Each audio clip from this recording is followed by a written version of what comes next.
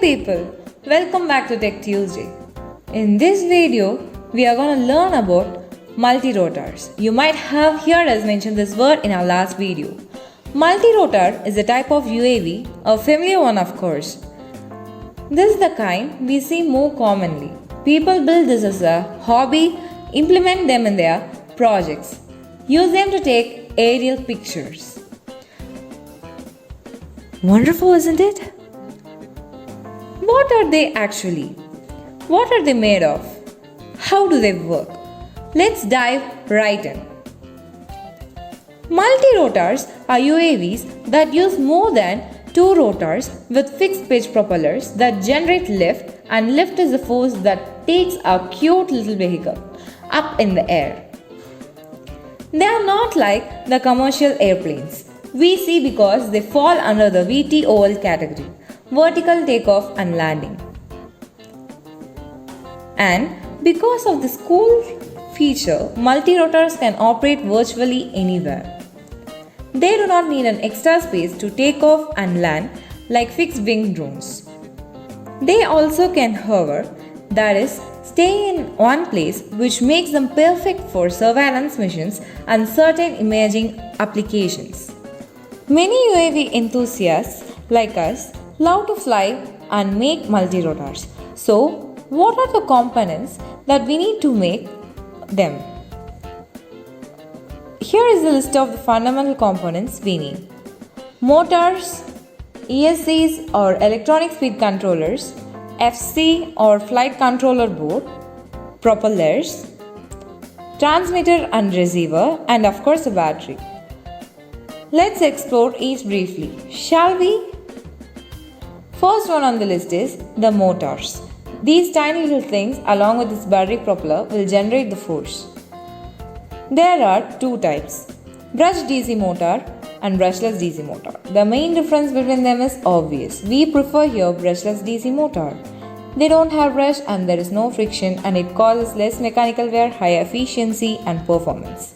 Brushless motors are basically three-phase DC motors.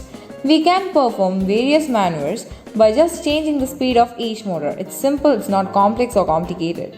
It is simple as Newton's third law.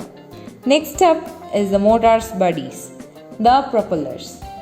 This is what the motors drive to make the multirotor fly. The propellers we use are fixed pitch propellers. The direction of rotation of these propellers will vary.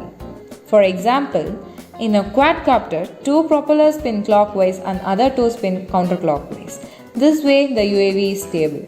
If all the propellers rotate in the same direction, the whole multirotor will turn to one side and that's bad.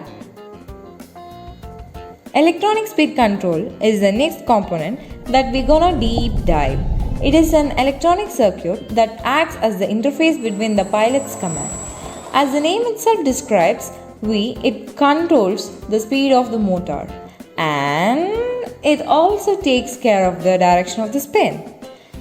There are three salient components.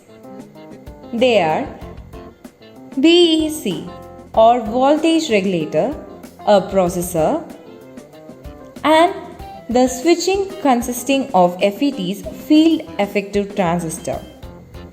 ESCs are so important that they cannot perform without its usage. Next comes flight controller board.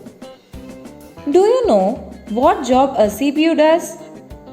The same work is done by them in multirotor.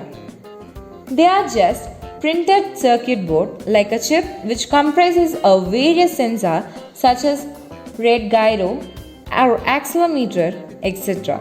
They receive signals from transmitter and acts based on that. They act like a slave which does the maneuvers received from a transmitter.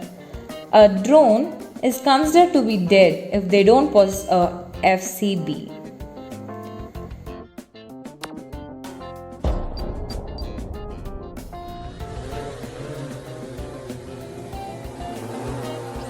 Transmitter and receiver is our next stop. Have you ever wondered how a remote controlled car works? In that, we would have a remote in our hand. That remote is technically called as transmitter. While we move the joystick forward, it moves frames. This happens because there will be a receiver in the car which receives signals from the transmitter constantly.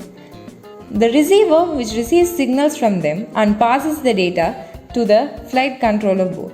Like the remote control car, the data are transmitted by the movement of the stick.